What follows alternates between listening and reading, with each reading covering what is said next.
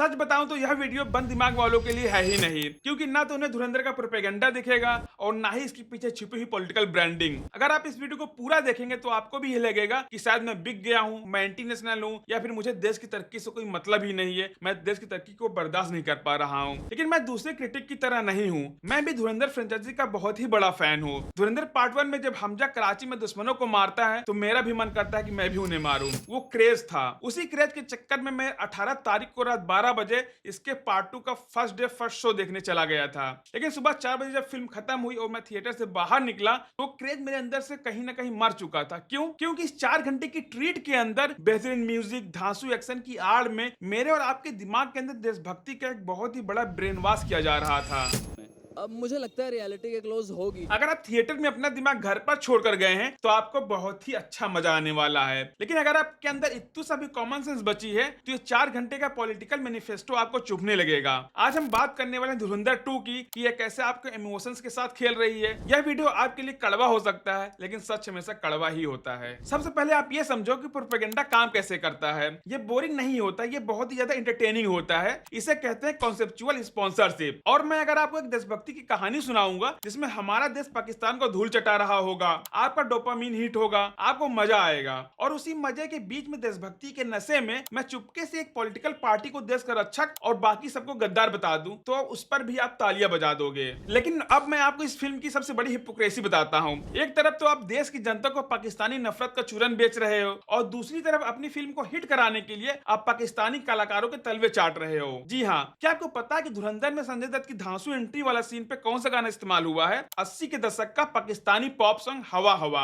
और ये गाना चोरी नहीं किया गया कि वहां से उठाया और मूवी में डाल दिया। बाकायदा इसके लिए पाकिस्तानी सिंगर हसन जहांगीर को $50,000 यानी 45 से 46 लाख रुपए की रॉयल्टी दी गई है। मतलब यही पैसा ये पाकिस्तान जाएगा, वहां पे ये टैक्स में जाएगा और फिर वहां से फिर से टेररिस्ट हमारे देश में आएंगे। और यही नहीं, फिल्म में नुसरत फतेह अली खान की लेजेंडरी कव्वाली दिल पे जख्म खाते हैं का भी रीमेक इस्तेमाल किया गया है। मतलब लॉजिक देख रहे हो आप एक ऐसी फिल्म बना रहे हो जिसका पैसा इस बात पर आप कमा रहे हो कि पाकिस्तानियों को हम घर में घुसकर मारेंगे, लेकिन बैकग्राउंड में म्यूजिक उसी पाकिस्तानी का बिक रहा है जिसकी जेब में आप 45 से 46 लाख रुपए डालकर उसे अमीर बना रहे हैं। मतलब कि आपको इंडिया में कोई ऐसा सिंगर नहीं मिला, कोई ऐसा गाना नहीं मिला जो आप यूज कर सको, लेकिन आपने 45 से 46 लाख रुपए पाखंड के नाम पर पाकिस्तान में भेज दिए, जो कि फिर से टेररिस्ट के रूप में यूज होंगे ताकि आपको एक और मूवी बनाने का मौका मिले।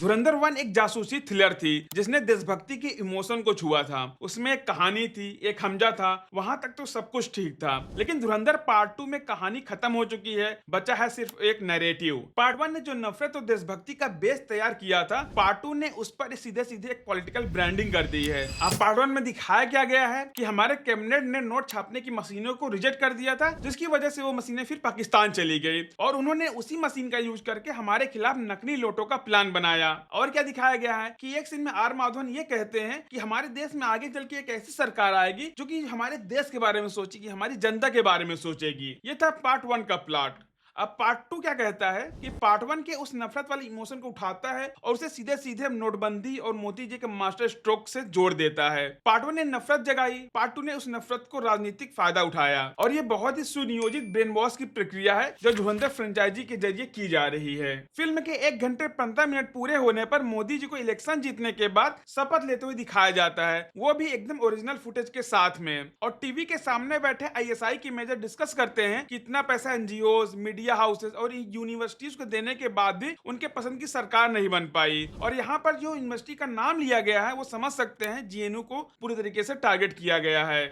और 1 घंटे 11 मिनट पर दाऊद और आईएसआई को बात करते हुए दिखाया गया है कि कैसे एक चाय वाला प्रधानमंत्री बन गया है, जिससे हमारे लोगों के अंदर खौफ और बढ़ गया है। जब से ये चाय वाला हिंदुस्तान में गया है और हमारे लोगों के अंदर खौफ और बढ़ गया है। आप धीरे धीरे समझ रहे होंगे कि कैसे बीच में इंटीग्रेशन किया जाता है। अब आते हैं फिल्म के सबसे खतरनाक और मजाकिया पार्ट पर, नोटबंदी। मूवी के 2 घंटे 11 मिनट पर एक सीन आता है कि हमारा हीरो हमजा टिप देता है कि पाकिस्तान 60,000 करोड़ रुपए नकली नोट नेपाल के रास्ते यूपी में भेजने वाला है, क्योंकि वहां पे इलेक्शन होने वाले थे और उनको जितवाना था अपनी पसंद की गवर्नमेंट को। और ठीक 30 सेकंड बाद स्क्रीन पर मोदी जी की असली क्लिप चलती है, मित्रों आज रात 12 बजे से, मतलब कि वही 1000 और 500 के नोट आज रात से बंद होने वाले हैं। तो इसका लॉजिक क्या होना चाहिए कि आप नेपाल बॉर्डर को सील करते, वहां पे मिलिट्री लगाते, पैसे को बॉर्डर पर ही पकड़ लेते, राइट? लेकिन नहीं, मोदी जी ने देश के सारे नोट को ही बैन कर दिया। जिस नोटबंदी को सरकार 6 साल में ब्लैक मनी के नाम पे जस्टिफाई नहीं कर पाई, उसे इस फिल्म ने 5 मिनट में राष्ट्रीय सुरक्षा का नाम देकर के महान बना दिया गया। और इसमें जो अतीक अहमद को अतीफ अहमद दिखाया गया है, वो ऐसाई से बात करता है कि एक चाय वाला यहाँ पे अंदर घुस के फट गया है।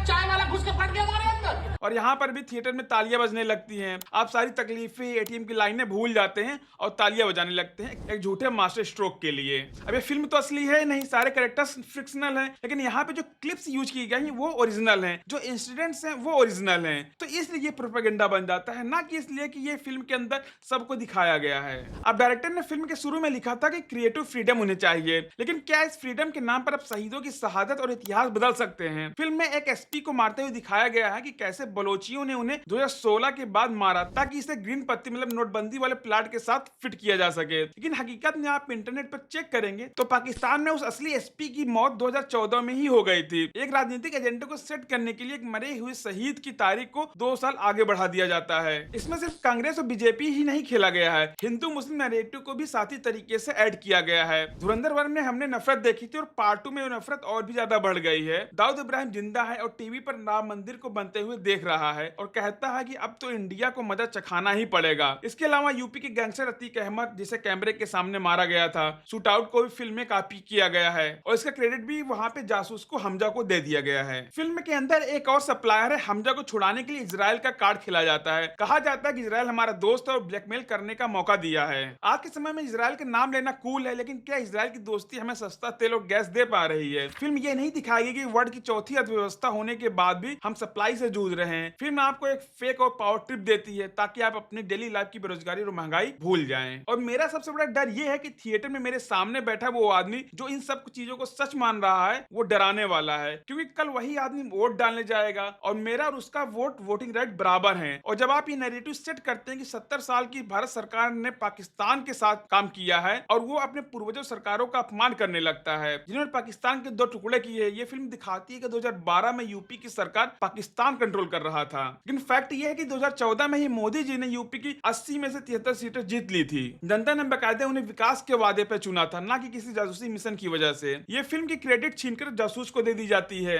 मेरा ये वीडियो बनाने का सिर्फ और सिर्फ एक मकसद था कि आपकी क्रिटिकल थिंकिंग को ट्रिगर करना। जब भी कोई न्यूज, मीडिया, सिनेमा आपकी इमोशन के साथ खेले तो एक एकदम पीछे हटिए और सवाल पूछिए कि क्या ये सारी चीजें सेंस बना रही हैं। अगर सेंस बना रही हैं तो ठीक है, नहीं तो फिर सवाल उठाइए। अगर आपको फैक्ट्स से नफरत है तो आपको वीडियो जरूर नफरत भरी लगेगी, लेकिन अगर आप सच में देश से प्रेम करते हैं तो आप भी मेरी बातों से सहमत करेंगे। तो अगर आपको ये वीडियो पसंद आया है तो इस वीडियो को शेयर जरूर करिएगा, सब्सक्राइब जरूर कर लीजिएगा। आपको आगे ऐसे ही वीडियोस मिलते रहेंगे।